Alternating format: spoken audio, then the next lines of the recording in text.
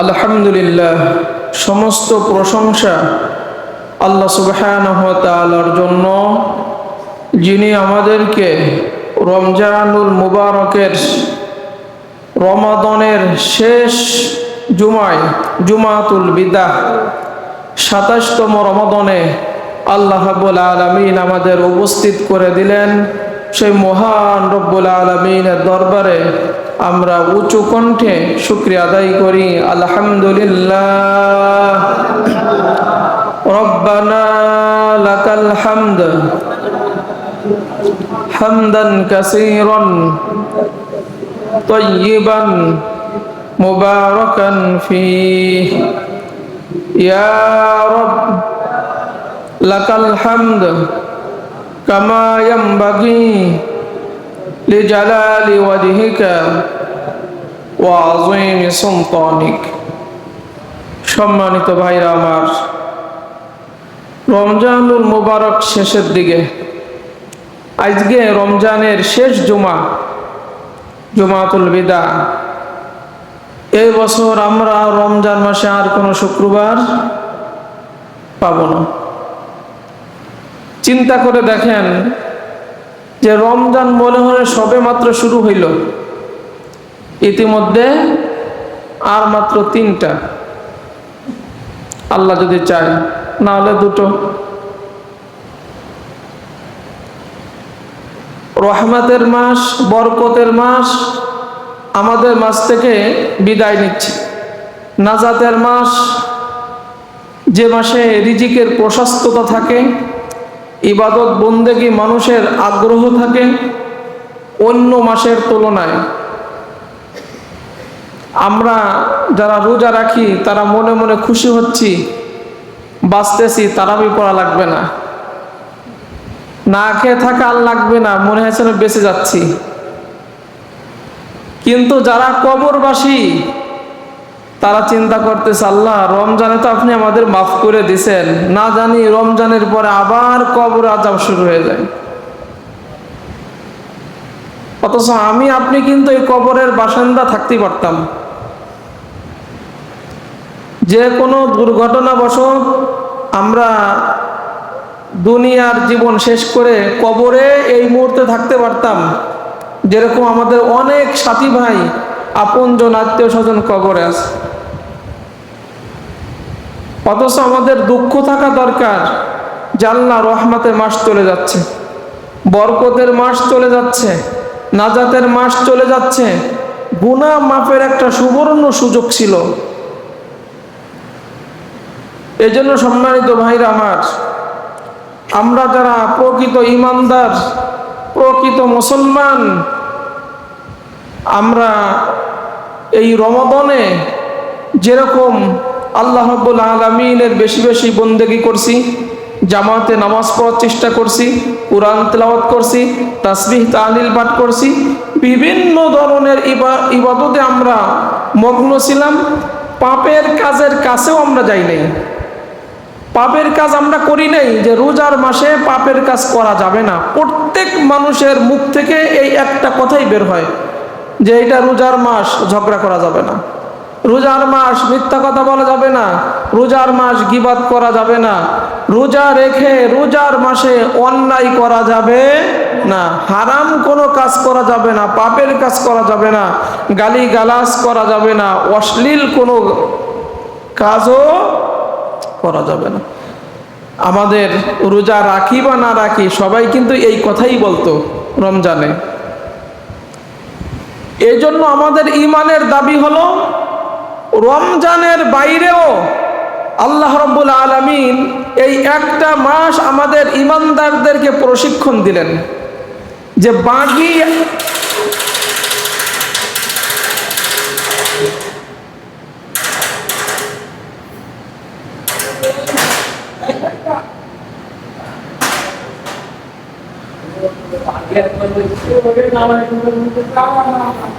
বাকি 11টা মাস তোমরা রমজানে যেভাবে আল্লাহ রাব্বুল আলামিনের ইবাদত করলে, আল্লাহ রাব্বুল আলামিনের যেভাবে স্মরণ করলে, আল্লাহকে যেভাবে তোমরা ভয় করলে, ঠিক তদ্রূপ বাকি 11টা মাসও তোমরা ওইভাবে আল্লাহকে ভয় করে চলবে, আল্লাহর ইবাদত বন্দেগী করবে, নামাজ জামাতের সাথে পড়বে, কোরআন তেলাওয়াত করবে, তাসবিহ তাহলিল এইগুলো জিকির আজগার তোমরা এইগুলো বেশি বেশি করবে, ইস্তেগফার বেশি বেশি করবে। রমজানের বাইরেও আল্লাহকে ভোলা যাবে না।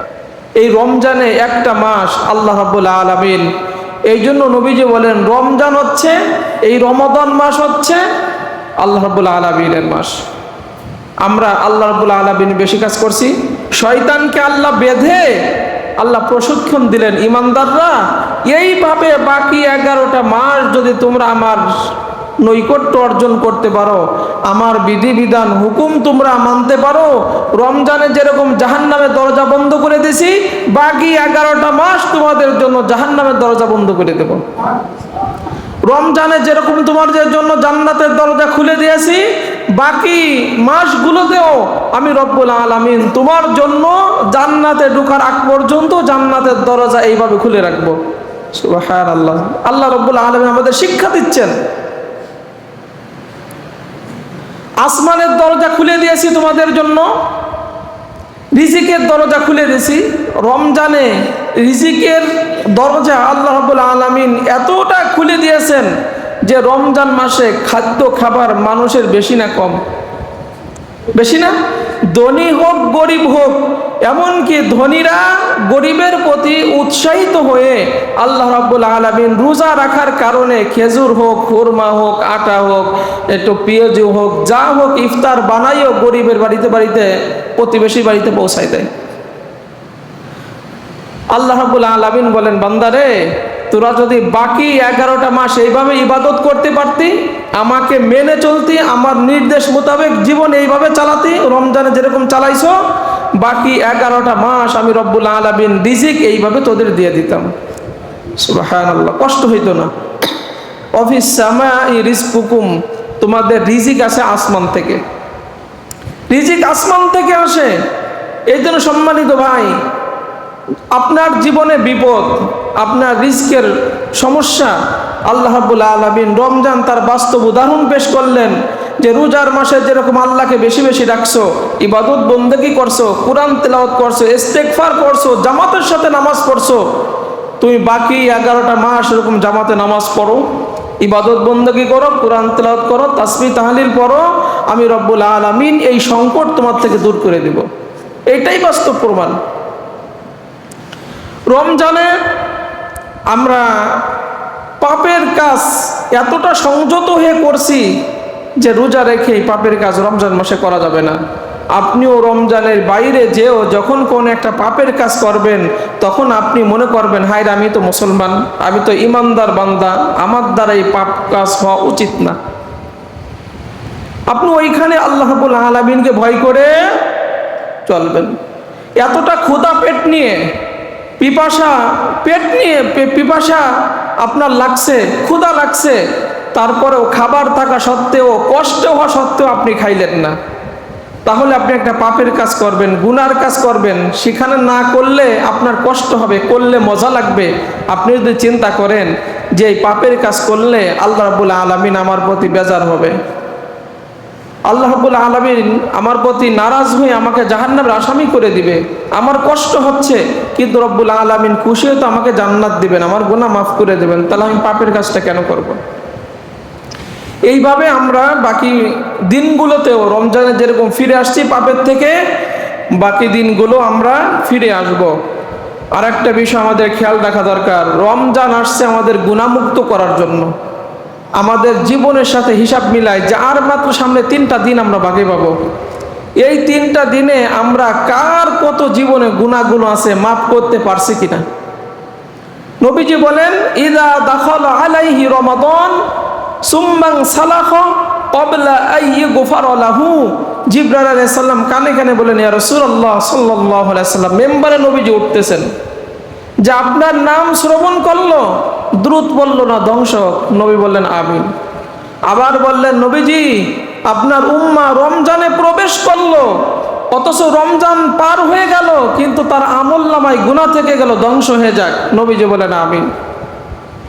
পিতামাতা দুইজনকে পেল অথবা একজনকে পেল, তাদের খেদমত করে জান্নাত সুনিশ্চিত করতে পারল না, ওই ব্যক্তি ধ্বংস হয়ে যাবে। নবীজি কি বললেন? আমাদের বলার উদ্দেশ্য হলো রমজান শেষ, 27 আজকে পার হচ্ছে, আর 3টা দিন আমরা, কিন্তু আমার আপনার চোখে কান্না জড়িত কণ্ঠে চোখের পানি ছেড়ে দিয়ে নিজের গুনার কথা স্মরণ করে আল্লাহর কাছে কখনো কাঁদছেন? এই 27টা দিনে কখনো রাতে কতজন আপনি চোখের পানি ছেড়ে কাঁদছেন যে আল্লাহ আমার বয়স আজকে 30, 40, 35, যার যে বয়স, আল্লাহ আমি তো কত বছর রোজাই রাখি নাই, আমার জীবনে কতটা রোজা আমি ছেড়ে দিয়েছি, আল্লাহ এখন আমার বুঝ আসছে, আপনি যদি আমাদের বিগত দিনের গুনাহগুলো রোজাগুলো মাফ না করেন, আল্লাহ আমার জাহান্নাম ছাড়া উপায় নাই। আল্লাহ মানুষকে কত ফাঁকি দিছি, কত অশ্লীল গালিগালাজ করছি, কত ইসলাম বিরোধী কাজ করছি, কত কোরআন বিরোধী কাজ করছি, আল্লাহ রসুল বিরোধী আল্লাহ কত কাজ করছি, আপনার নাফরমানি কত করছি, কিন্তু আপনি 1 সেকেন্ডের জন্য বাতাস বন্ধ করে দেন নাই, আমার খাবার বন্ধ করে আপনি দেন নাই, আপনি তো আমাকে সুস্থ রাখছেন, সবল রাখছেন। আল্লাহ আজকে আমার বয়স 40-এ আমি পা রাখছি, আল্লাহ 40 বছরে তেমন ভালো ইবাদত করতে পারি না, এই রমজানের ওসিলা করে আপনি আমাকে মাফ করে দেন। কতজন আমরা আল্লাহ রাব্বুল আলামিনের কাছে এই 27টা দিন রাতে আপনার জীবনের ভুলগুলো স্মরণ করে, আল্লাহর অবাধ্য আচরণগুলি স্মরণ করে কতজন আপনি কেঁদেছেন, অথচ রমজান চলে যাচ্ছে, 3টা দিন বাকি আছে। নবীজি বলেন রমজান শেষ হবে, গুনাহ থেকে যাবে, তুমি ধ্বংস হয়ে যাবা। এজন্য মুহাম্মদুর রাসূলুল্লাহ সাল্লাল্লাহু আলাইহি সাল্লাম বলেন যে এই যে রমজান চলে যাচ্ছে, আমরা পাপ থেকে যেরকম সংযত হয়েছি, রমজানের বাইরেও আমরা যদি পাপ থেকে সংযত না হই, এই রমজানে যত নেক আমল আমরা কামাই করছি সব নষ্ট হয়ে যাবে। মুহাম্মদুর রাসূলুল্লাহ সাল্লাল্লাহু আলাইহি সাল্লাম বলে, হাদিসটা খেয়াল করেন, ইবনে মাজাহ শরীফের হাদিস থেকে বলতেছি, মুহাম্মদুর রাসূলুল্লাহ সাল্লাল্লাহু আলাইহি সাল্লাম বলেন, আমার ওই উম্মত সম্পর্কে আমি জানি যে উম্মত কিয়ামতের ময়দানে পাহাড় সমপরিমাণ নেক আমল নিয়ে উঠবে, তার নেক আমল আসমান থেকে জমিন পর্যন্ত, পৃথিবীর এক প্রান্ত থেকে অপর প্রান্ত পর্যন্ত শুধু নেক আমল থাকবে, কিন্তু আল্লাহ রাব্বুল আলামিন তার সমস্ত নেক আমল ধূলিসাৎ করে দিবেন, ধুলি কণার মতো রব্বুল আলামিন উড়াই দিবেন। আল্লাহ রাব্বুল আলামিনের কাছে একটা নেক আমলও কোনো মূল্য থাকবে না, সব নষ্ট করে দিবেন। সাহাবারা হতাশ হয়ে গেল, ইয়া রাসূলুল্লাহ সাল্লাল্লাহু আলাইহি সাল্লাম, সারা জীবন নেক আমল করলাম, না খেয়ে থাকলাম সারাদিন, তারাবি বললাম কষ্ট করে, এত নেক আমল গোছালাম, তাহলে আল্লাহ রাব্বুল আলামিন যদি সব আমল নষ্ট করে দেয় তাহলে লাভ হলো কি? কোন অপরাধের কারণে আল্লাহ রাব্বুল আলামিন এত ভরি ভরি নেক আমল আল্লাহ রাব্বুল আলামিন নষ্ট করে দেবেন? মুহাম্মদুর রাসূলুল্লাহ সাল্লাল্লাহু আলাইহি সাল্লাম বলতেছেন, ওই সমস্ত লোকরা তোমাদেরই ভাই, তোমাদের সাথে জামাতে নামাজ পড়ে, নবীজির ভাষা, তোমাদের সাথে জামাতে নামাজ পড়ে, তোমাদের সাথে রোজা রাখে, তারাবি পড়ে, নেক আমল করে, কোরআন পড়ে, দান সদকা করে, সব করে, তোমাদেরই গোষ্ঠীর লোক, তোমাদের সমাজের লোক, কিন্তু ওই সমস্ত লোক যখন একা থাকে, একা একা থাকে, তখন একা একা পাপের সাথে লিপ্ত হয়। যখন গোপনে কেউ থাকে না, গোপনে থেকে থেকে ওই ব্যক্তি পাপের কাজ করে, চিন্তা করে দুনিয়ার কেউ দেখেন আমি যে পাপ কাজ করছি, পাপ কাজ একজন দেখেন কে? আপনি চিন্তা করছেন মানুষের চোখ ফাঁকি দিয়ে, পরিবারের চোখ ফাঁকি দিয়ে, রাষ্ট্রের চোখ ফাঁকি দিয়ে, সমাজের চোখ ফাঁকি দিয়ে আমি অন্যায় কাজ করতেছি। অনেকে শোনা যায় মানুষের ঘিরে বিষও মারে, শোনা যায় না? আপনি চিন্তা করলেন কেউ দেখে নাই, বিষ মেরে দিছি, কেউ দেখে না, আপনি যে ক্ষতি করলেন, পাপের কাজ করলেন, আপনার অত নেক আমল থাকলেও কিয়ামতের ময়দানে রব্বুল আলামিন সমস্ত নেক আমল ধূলিসাৎ করে দিবেন। এই জন্য আপনি চিন্তা করবেন, একা থাকি আর গোপনে থাকি, দুনিয়ার কেউ যদিও না দেখেন, আমি যদি মাটির তলদেশেও থাকি, 7 সমুদ্রের তলদেশেও যদি থাকি, পাহাড়ের চূড়ায় যদি থাকি, মানুষজনের কোন আনাগোনা নাই, কিন্তু আমার রব এমন একজন রব, ওইখানে যেও যদি আমি হারাম কাজে লিপ্ত হই, আমার রব্বুল আলামিন সেটা দেখে। এই জন্য নবীজি বলেন, আমার উম্মারা, তোমরা যদি একা থাকো অথবা গোপনে থাকো, সেখানে যে কখনো খারাপ কাজ করবা না, গুনার কাজ তুমি করবা না। সেখানে থেকে যদি তুমি হারাম কাজে লিপ্ত হও, গুনার কাজে লিপ্ত হও, যত নেক আমল থাকবে কিয়ামতের ময়দানে রব্বুল আলামিন সমস্ত নেক আমলগুলো নষ্ট করে দিবে। এই কথা প্রত্যেকের চিন্তায় থাকতে হবে। এই যে আপনি একটা মাস রোজা রাখছেন, তারাবি পড়ছেন, নেক আমল করছেন, সব আপনি করছেন, রমজান যখন চলে যাবে গা ঝাড়া দিয়ে চিন্তা করেন এখন একটু পাপের কাজ করা যায়। রমজানে তো তেমন করতে পারি নাই, হারাম কাজ করতে পারি নাই রোজার মাস হিসেবে, এখন আমি করব। তাহলে রোজার মাসে যা কামাইছেন সব শেষ হয়ে যাবে। রোজা আপনাকে শিক্ষা দিচ্ছে রমজানের যে হারাম থেকে বাঁচছ, রমজানের বাইরেও হারাম থেকে বাঁচবা। রমজানে যেরকম নিষিদ্ধ বস্তু থেকে বেঁচেছিলা, রমজানের বাইরেও তুমি নিষিদ্ধ বস্তু থেকে বেঁচে থাকবা। এরপরে আল্লাহ রাব্বুল আলামিন আমাদের প্রতি এতটা দয়া, এতটা মায়া, আল্লাহ রাব্বুল আলামিন আমাদেরকে নিরাশ করেন না। আল্লাহ রাব্বুল আলামিন বলেন, বান্দারে 27টা রমাদান পার হয়ে যাচ্ছে, এখনো গুনাহ মাফ করাইতে পারস নাই? কুল ইয়া ইবাদিয়াল্লাযীনা আসরাফু আলা আনফুসিহিম লা তাকনাতু মির রাহমাতিল্লাহ ইন্নাল্লাহা ইয়াগফিরুয যুনুবা জামিআ ইন্নাহু হুয়াল গফুরুর রহিম। নবী আমার বান্দাদেরকে বলে দেন, তোমরা যারা অপরাধ করছো, গুনাহ করছো, এখনো ক্ষমা নিতে পারো নাই, রমজান শেষ হয়ে যাচ্ছে, চিন্তা করছো হাইরে আমি তো আল্লাহ রাব্বুল আলামিনের কাছে ক্ষমা চাওয়ার আমার এখনো সুযোগ হয়নি, এখন হুঁশ ফিরে আসছে, লা তাকনাতু মির রাহমাতিল্লাহ, আমার রহমত থেকে নিরাশ হয়ো না, আমার কাছে ক্ষমা চাও, আমি রব্বুল আলামিন তোমাদের পাপরাশি শেষ মুহূর্তে হলেও মাফ করে দিব। আপনি রব্বুল আলামিনকে বলেন, আল্লাহ দুনিয়ার বুকে আমরা দেখেছি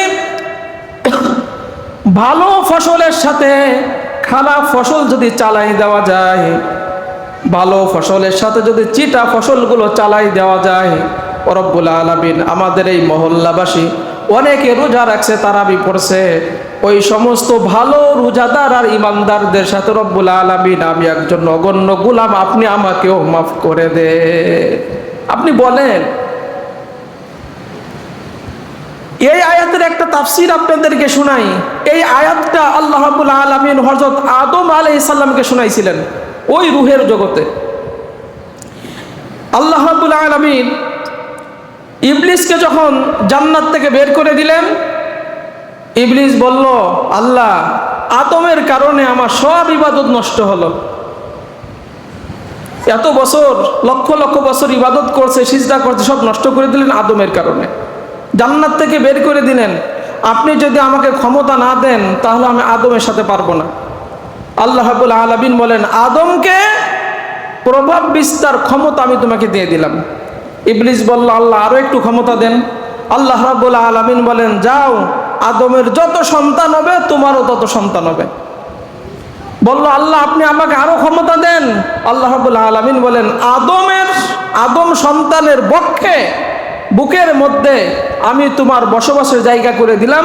আদম সন্তানের শিরায় উপশিরায় প্রত্যেকটা শরীরের লোমকূপের মধ্যে তুমি ঢুকে তাদেরকে ধোঁকা দিতে পারবে, সেই শক্তি তোমাকে দিয়ে দিলাম। শয়তান বলল, আল্লাহ আপনি আমাকে আরো ক্ষমতা দেন। আল্লাহ রাব্বুল আলামিন বললেন, যাও তোমাকে অশ্ব বাহিনী, পদাতিক বাহিনী দিলাম, তোমার বাহিনী নিয়ে আদম সন্তানকে পথভ্রষ্ট করতে পারবা। আদম আলাইহিস সালাম এই দৃশ্য দেখে আল্লাহর কাছে দোয়া করলো, আল্লাহ আপনি যে ইবলিসকে এত ক্ষমতা দিলেন, আপনার সমস্ত বান্দাকে, আমার ছেলে মেয়েদেরকে সব জাহান্নামে নিয়ে যাবে। আল্লাহ রাব্বুল আলামিন বলেন, আদম চিন্তা করো না, তোমার একটা সন্তান যখন ভূমিষ্ঠ হবে আমি রব্বুল আলামিন সাথে সাথে একজন ফেরেশতা ওই ব্যক্তির সাথে সেট করে দিব, শয়তানের কুমন্ত্রণা থেকে ধোঁকা থেকে ওই ফেরেশতা তখন তাকে বাঁচাই দেবে। আদম আলাইহিস সালাম বলেন, আল্লাহ তারপরে আমার শঙ্কা হয় ইবলিসের ধোঁকায় পড়ে সব জাহান্নামে যাবে। আল্লাহ রাব্বুল আলামিন বলেন, সুসংবাদ শোনো, ধোঁকা দিয়ে বোকা বানিয়ে ইবলিস যখন গুনাহ করাবে, আমি রব্বুল আলামিনের একটা নেক আমল যখন তোমার সন্তানেরা করবে, আমি রব্বুল আলামিন 10 গুণ বাড়াই দেব। সুবহানাল্লাহ। আর গুনাহ করলে একটাই লেখা হবে, গুনাহ করার পরে যদি বলে আল্লাহ আমি ভুল করছি, গুনাহ হয়েছে, আমাকে যে আল্লাহ বলে ডাক দিবে, আমি রব্বুল আলামিন ওই পাপ রাশি সব মাফ করে দেব। আদম আলাইহিস সালাম বললেন রব্বুল আলামিন, তারপর আমার সংখ্যা হয়, শয়তানের ধোঁকায় পড়ে পাপ কাজ করে সব জাহান্নামে যাবে। আল্লাহ রাব্বুল আলামিন বলেন, আদম বিশ্বাস হয় না? তাহলে শোনো, তোমার এই সন্তানেরা, আমার বান্দারা শয়তানের ধোঁকায় পড়ে সারা জীবনও যদি গুনাহ করে, মৃত্যুর 1 মিনিট আগে আমার কাছে যদি তওবা করে, আল্লাহ বলে যদি ডাক দেয়, আমি রব্বুল আলামিন সব মাফ করে দেব। সুবহানাল্লাহ, সুবহানাল্লাহ। তখন আল্লাহ রব্বুল আলামিন সূরা জুমারের এই 53 নম্বর আয়াত আদম আলাইহিস সালামকে শোনালেন, কুল ইয়া ইবাদিয়াল্লাযীনা আসরাফু আলা আনফুসিহিম লা তাকনাতু মির রাহমাতিল্লাহ ইন্নাল্লাহা ইয়াগফিরুয যুনুবা জামিআ ইন্নাহু হুয়াল গফুরুর রহিম। ও আমার বান্দারা, নিজের নফসের প্রতি যারা বাড়াবাড়ি করছো, আল্লাহর রহমত থেকে নিরাশ। এজন্য সম্মানিত ভাই, আমরা রমজানের শেষ মুহূর্তে আল্লাহ রাব্বুল আলামিনের রহমত থেকে নিরাশ হব না। আল্লাহর কাছে ক্ষমা চান যে আল্লাহ 27টা দিন পার হয়ে যাচ্ছে, রাত পার হয়ে গেল, ক্ষমা নিতে পারি নাই, শেষ মুহূর্তে আপনি আমাদের সবাইকে মাফ করে দেন, আমাদের তারাবি কবুল করেন, আমাদের রোজাগুলো রব্বুল আলামিন আপনি কবুল করে নেন। এরপর আরেকটা বিষয় আমরা বলবো, সেটা হচ্ছে সাদাকাতুল ফিতর। সাদাকাতুল ফিতর এটা হচ্ছে রোজার যাকাত। খেয়াল করেন, প্রত্যেকটা বস্তুর যাকাত আছে, শরীরের যাকাত রোজা, আর রোজার যাকাত হচ্ছে এই সাদাকাতুল ফিতর।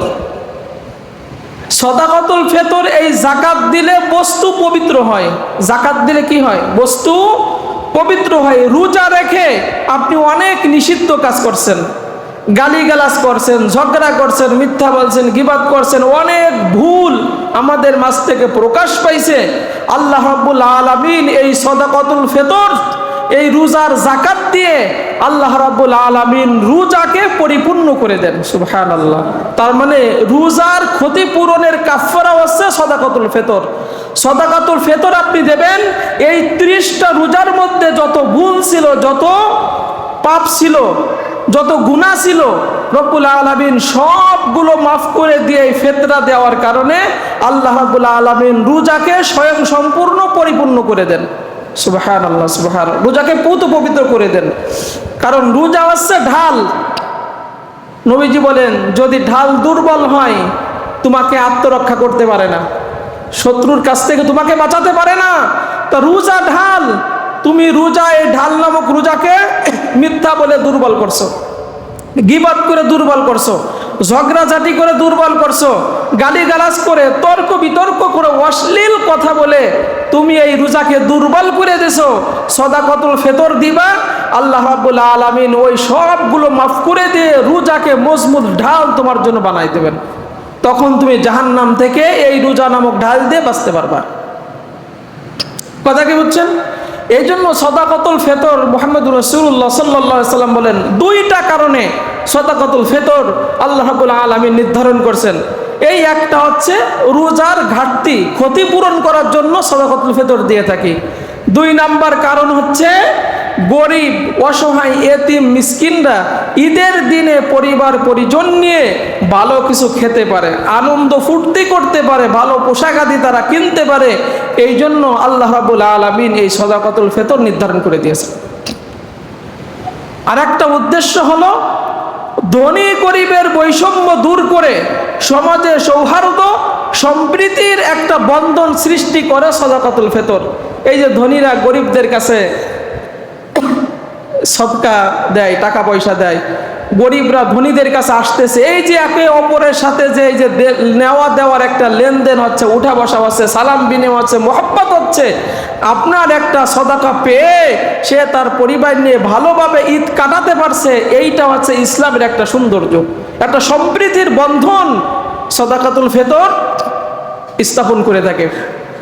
এরপরে এই সাদাকাতুল ফিতর কারা দিবেন? প্রত্যেক নারী পুরুষ ছোট হোক বড় হোক প্রত্যেকের পক্ষ থেকেই এই সাদাকাতুল ফিতর দিতে হবে। ঈদের দিন শুভেচ্ছা দেখের আগেও যদি আপনার ঘরে একটা বাচ্চা জন্মগ্রহণ করে তার পক্ষ থেকেও আপনি সাদাকাতুল ফিতর দিয়ে দেবেন। অনেকে বলে হুজুর আমি তো রোজা রাখি নাই, তাহলে আমি কি দিব? রোজা না রাখলেও সাদাকাতুল ফিতর দিবেন। তাহলে আপনার ওইখানে দুটো হবে উদ্দেশ্য। আর রোজা রেখে সাদাকাতুল ফিতর দিলে 3 গুণ আপনি সব পাবেন। একটা হচ্ছে রোজার কাফফারা ক্ষতিপূরণ হলো, গরিবদের মাঝে বিতরণ হয়ে গেল, সমাজে ধনী গরিবের মাঝে বৈষম্য দূর হয়ে সম্প্রীতি সৌহার্দ্য স্থাপন হয়ে গেল। এই সাদাকাতুল ফিতর আমরা দিব ঈদগায় যাওয়ার আগে। খুব খেয়াল করেন, ঈদগায় যাওয়ার আগে আমরা সাদাকাতুল ফিতর পরিশোধ করে যাব। নবীজি বলেন ঈদের নামাজের আগে যারা সাদাকাতুল ফিতর আদায় করবে তাহলে সেইটা হবে কবুলকৃত সদকা। মানে যে উদ্দেশ্য করে এই সাদাকাতুল ফিতর নির্ধারণ করাইছে সেই উদ্দেশ্যটাই পূরণ হবে। আর ঈদের পরে কেউ যদি সদকা ফিতর আদায় করে, এই সাদাকাতুল ফিতর আদায় করে, তাহলে সাধারণ দান করা সব পাবে, ওই উদ্দেশ্য আর হবে না, রোজার ক্ষতিপূরণ আর হবে না। এই জন্য ঈদের নামাজের আগে প্রত্যেকেই যার যার জায়গা থেকে আমরা এই সাদাকাতুল ফিতর আদায় করে যাব, এই দিকে আমরা খেয়াল রাখবো। সাদাকাতুল ফিতর যেহেতু সরকারিভাবে ইসলামিক ফাউন্ডেশন থেকে এই যে গম 1 কেজি 650 গ্রাম গম আটার নির্ধারণ করছে 110 টাকা। আমরা বলছিলাম আমাদের এলাকায় যে বাজার দর আছে 100 টাকা দিলেও আমাদের এলাকা আদায় হয়ে যায়, দরকার কি আপনি 10 টাকা বেশি করে দিলেন। কিন্তু আমাদের সমাজে একটা সমস্যা, সেটা বলতেছি। এরপরে কেউ যদি জব দিয়ে আদায় করতে চায় তাহলে 3 কেজি 300 গ্রাম দিবেন, সেখানে তারা একটা দাম নির্ধারণ করছে 530 টাকা। যদি কেউ জব দিয়ে আদায় করতে চায় একটা ফেতরা 530 টাকা। কেউ যদি খেজুর দিয়ে আদায় করতে চায় 3 কেজি 300 গ্রাম, তার দাম আসবে হচ্ছে ভালোটা, মানে মোটামুটি মধ্যম মানেরটা 2310 টাকা। কেউ যদি কিশমিশ দিয়ে দিতে চায় 3 কেজি 300 গ্রামের দাম আসবে 1980 টাকা। আর কেউ যদি পনির, একটা আরবের উন্নত মানের খাবার, দিতে চায় 3 কেজি 300 গ্রাম, সেইটা আসবে 2805 টাকা, যেটা ইসলামিক ফাউন্ডেশন থেকে এটা নির্ধারণ করছে। এখন আমরা ধনী আর গরিব সবাই আমরা রেট বেঁধে নিছি, ধরেন 110 টাকা। একজন ভ্যান চালায়, দিন কাজ করে খায়, সেও 110 টাকা দেয়, 5 তলার মালিকও 110 টাকা ফেতরা আদায় করে। চিন্তা করছেন সমান হইল? বলেন, তার ইনকাম আর এই ব্যক্তির ইনকাম সমান হলো? তুমি আদায় করবা 2800 টাকার ফেতরা দিবা, তোমার অ্যাবিলিটি আছে, তুমি সেইটা দিবা। তোমার 2000 টাকা দেওয়ার অ্যাবিলিটি আছে, তুমি 2000 টাকাতে ফেতরা আদায় করবো, আল্লাহ রাস্তায় কম দেবা কেন? তোমার তো সেই সক্ষমতা আছে, কৃপণতা কেন করো? একজন গরিব মানুষ ভালো ইনকাম নাই, তার 100 টাকা দিলে মানায়। কিন্তু একজন ভালো ইনকাম করে, মাসে 60-70 হাজার টাকা ইনকাম, সে যদি 100 টাকা ফেতরা দেয়, কেমন হয়? আপনারা বলেন, আপনাদের দৃষ্টিতে কেমন হয়? এটা একটা রহস্যজনক হয়ে যায় না? এটা তামাশা স্বরূপ হয়ে যায় না? যারা গরিব মানুষ 110 টাকা আদায় করে দিবেন, যারা এর থেকে একটু ভালো বড় লোক আছেন 530 টাকা আদায় করে দিবেন। এরপরে যারা একটু ভালো ইনকামের রাস্তা 1980 টাকা দিবেন। এরপরে ইনকাম রাস্তা যার ভালো, আপনি 2310 টাকা দিয়ে দেন। আপনি হাই লেভেলের আছেন, 2800 টাকা করে ফেতরা দিয়ে দেন এক একটা। কিন্তু আমরা এখন সবাই গরমে একদম নিচেরটা, মানে আল্লাহর রাস্তায় দিতে গেলে সবচেয়ে কম দেওয়া যায়। যেরকম মসজিদে টাকা দিতে গেলে সিরাটা দেয়, 10 টাকা দিয়ে 5 টাকা ফেরত নিই, এরকম আমরা আসি না? মানে আল্লাহর রাস্তায় দিতে গেলে, আর বেতনের কথা তো নাই বললাম, 6 মাস 20 টাকা বেতন দেয়, 6 মাসও বাকি থাকে, এরকম লোক আছে। অথচ চার দোকানে বসলে তো কত টাকা খরচ হয়। অনেক মসজিদ থেকে বলে যে হুজুর আমার মসজিদে একজনের বেতন 30 টাকা, 9 মাস বাকি। যেহেতু ইমামদের সাথে আমাদের কথা হয়, তো ইমামরা বলে এইগুলা। তাহলে 30 টাকা দিতে তার মাসে বাঁধে ভাই, আল্লাহ রাস্তায় দিতে বাঁধে না, কিন্তু শয়তান তাকে দিয়ে দেওয়াই না। এই জন্য আমরা আল্লাহ রাব্বুল আলামিনের এই যে ঈদের মার্কেট আসতেছে, দেখেন দোকানদার দাম বাড়িয়ে, যার দাম 500 টাকা, কলা কৌশল 800 টাকা নিয়ে যাচ্ছে, সেখানে অনায়াসে 300 টাকা কিন্তু আমরা দিয়ে আসতেছি। একটা জুতা 400 টাকা, দোকানদার কলা কৌশলে দাম বৃদ্ধি পাইছে, এই সেই কর্মচারীর বেতন দিতে হবে, বোনাস দিতে হবে, আপনার কাছ থেকে আরও 250 টাকা বেশি নিয়ে গেল, সেখানে ভালো সহ্য করে আমরা দিতে পারতেছি। কিন্তু যখনই আল্লাহর রাস্তায় দেওয়ার কোনো রাস্তা আসে, শয়তান আপনাকে ধোঁকা দেয়, খবরদার এখানে এত টাকা দিবি, 5 টাকা মনে হয় 5000 টাকার সমান হয়ে গেছে, এতটা ভারী মনে হয়। যেরকম হাদিসে আসছে, যারা মুনাফিক পাপিষ্ঠ বান্দা কাফের, লাইলাতুল কদরের রাতটা তাদের কাছে এতটা বেশি ভারী মনে হয় যে 2 রাকাত নামাজ তার কাছে মনে হয় পাহাড় সম পরিমাণ ওজন হয়ে যায়, ইবাদত করতে তার আর ভালো লাগে না। এই জন্য সম্মানিত ভাইরা আমার, আমরা সাদাকাতুল ফিতর আদায় করব। এরপরে রোজা শেষ হচ্ছে, আমরা শাওয়ালের 6টা রোজা রাখবো। নবীজি বলেন, মান সামা রমাদান সুম্মা আতবাহু সিত্তাম মিনা শাওয়াল কানা কাসিয়ামিদ দাহরি। যে ব্যক্তি রমজানের রোজা রাখলো, এরপরে শাওয়ালের 6টা রোজা রাখলো, সারা বছর রোজার সব আল্লাহ রাব্বুল আলামিন তার আমলনামায় দিয়ে দেয়। আর মান সামা ইয়াওমান ফি সাবিলিল্লাহ জাআলাল্লাহু বাইনাহু ওয়া বাইনান নারি খান্দাকা কামা বাইনাস সামাই ওয়াল আরদ। আর যে ব্যক্তি আল্লাহর জন্য একটা রোজা রাখে, আল্লাহ রাব্বুল আলামিন আসমান আর জমিনের যতটা ব্যবধান দূরত্ব, এতটা দূরত্ব তার মাঝে জাহান্নামের মাঝে সৃষ্টি করে দেন। তাহলে আপনি সারা বছর রোজার 6টা রোজা রাখার কারণে সারা বছর রোজা রাখার সব পাইলেন।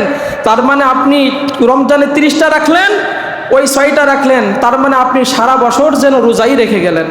ওই অবস্থায় আপনার মৃত্যু হলো, আল্লাহ রাব্বুল আলামিন গুনাহগুলো মাফ করে দিয়ে আপনাকে জান্নাতের বাসিন্দা করে দিবেন। এরপরে এইটা বলে শেষ, সেটা হচ্ছে আমরা সামনে ঈদ আসতেছে না, ঈদ আসতেছে, ঈদের দিনে আমরা সুন্নাহগুলো আদায় করব। খুব তাড়াতাড়ি আমরা উঠবো, উঠে ভালো করে আমরা মেসাক হোক ব্রাশ হোক মেসাক করবো সুন্দর করে। এরপরে উত্তম রূপে আমরা ভালো করে গোসল করব, সাবান শ্যাম্পু দিয়ে গোসল করব। সবচাইতে দামি পোশাক, ভালো পোশাক এইটা আমরা পরব। এরপরে শরিয়াত সম্মত সাজসজ্জা করব, শরিয়াতের বাইরে কোনো সাজসজ্জা হবে পুরুষরাও করবে না, নারীরাও করবে না। বাড়িতে বলে দেবেন, শরিয়াতের বাইরে আপনার মেয়ে সাজসজ্জা করে ডানা কাটা পরে হয়ে মধুগ্রাম যাবে, আপনি এইটা যদি বাপ হিসেবে নিষেধ না করেন, আপনার একটা রোজা কবুল হবে না, কারণ আপনি তো দায়ুস।